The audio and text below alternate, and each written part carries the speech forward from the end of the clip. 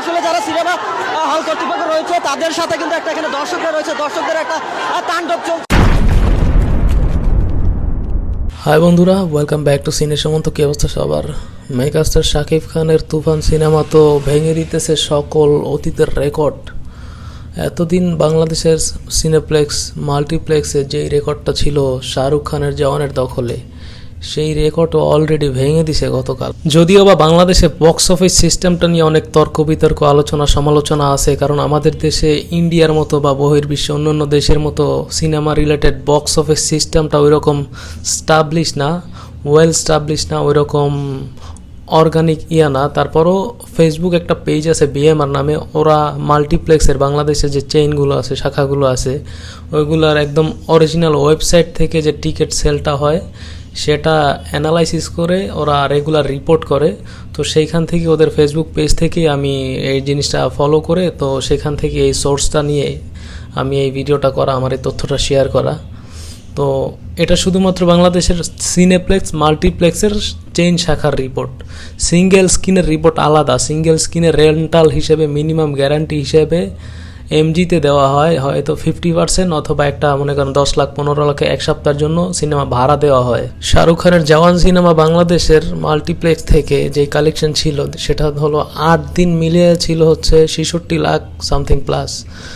আর megastar Shakib খানের তুফান cinema শুধুমাত্র বাংলাদেশের স্টার সিনেপ্লেক্সের শাখাগুলো থেকেই তৃতীয় দিনে 66 লাখ প্লাস কালেকশন করছে।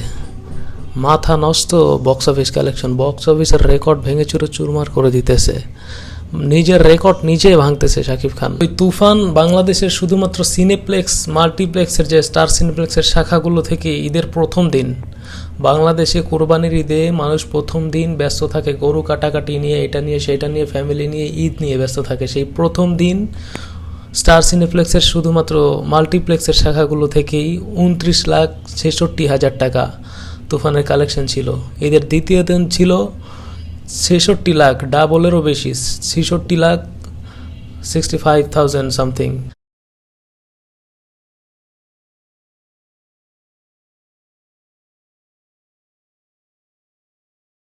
নর্মালি আমরা যদি নর্মালভাবে থিঙ্কিং করি, শাহরুখ খান একটা গ্লোবালি একটা স্টার, সে ইন্টারন্যাশনালি ফেমাস সব দেশেই। এই ইন্ডিয়ান সাবকন্টিনেন্টাল যতগুলো দেশ আছে, বাংলাদেশ, ভুটান, পাকিস্তান, শ্রীলঙ্কা, নেপাল, যতগুলো দেশ আছে, এমনকি ইউরোপ, আমেরিকা, ওয়েস্টার্ন কান্ট্রিতেও সে অনেক ফেমাস।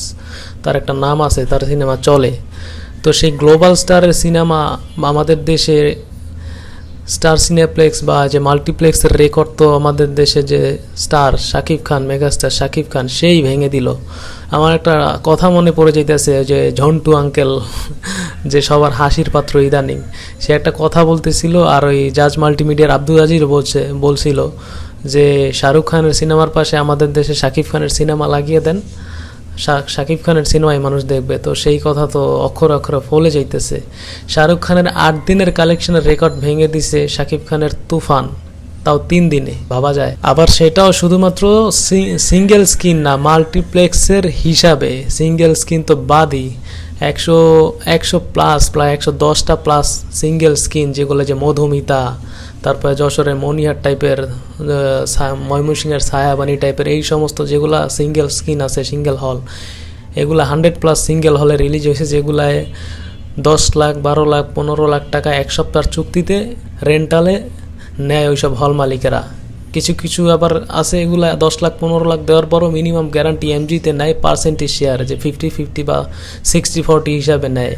তো ওগুলার হিসাব তো বাদই দিলাম। ওগুলার হিসাব করলে তো অলরেডি এক সপ্তাহে 4-5 কোটি টাকা অ্যাডভান্স কামাই এনেছে টেবিল মানি হিসাবে। এই হিসাবটাও শুধু বললাম যে শাহরুখ খানের রেকর্ড, এটা শুধুমাত্র মাল্টিপ্লেক্সের হিসাবে। সিঙ্গেল স্ক্রিনে তুফানের জন্য মানুষ জামা কাপড় খুলে হলের মধ্যে নাচানাচি করতেছে, বাইরে টিকিট নাই, হলে হামলা করতেছে, ভাঙচুর করতেছে। মানুষ টিকিট না পেয়ে, সিনেমা দেখতে না পেরে ক্ষোভে রীতিমতো হল ভাঙচুর করতেছে। সিনেপ্লেক্সের টিকিট তো নাই। একটু আগে রায়হান রাফির একটা স্ট্যাটাস দেখলাম যে যমুনা ব্লকবাস্টারে শো বাড়াইছে, আপনারা ওইখানে গিয়ে দেখতে পারেন। স্টার সিনেপ্লেক্সের বাংলাদেশে কোনো শাখায় কোনো টিকিট নাই। আয় রে ভাই, একটা সিনেমার জন্য এই পরিমাণে ক্রেজ থাকতে পারে, যার জন্য রায়হান রাফি বলে রাখছে যে তুফান 2 যেদিন আসবে সেদিন বাংলাদেশ সব কিছু বন্ধ হয়ে যেতে পারে। মানে একটা স্টারের সিনেমার জন্য, একটা সুপারস্টার মেগা স্টারের সিনেমার জন্য এই পরিমাণে ক্রেজ, ভাইরে ভাই পুরাই মাথা নষ্ট। তো আরও বক্স অফিস রিলেটেড, তুফান রিলেটেড আরও আপডেট আছে, আমার সিনে সুমন চ্যানেল আর ফেসবুক পেজের সাথেই থাকবেন। ধন্যবাদ। এই বিষয়ে আপনাদের কার কী মতামত সেটাও জানাবেন। ও আমার চ্যানেলটা সাবস্ক্রাইব করতে ভুলবেন না। লাইক কমেন্ট শেয়ার দিয়ে পাশে থাকবেন। বাই, দেখা হচ্ছে পরবর্তী ভিডিওতে।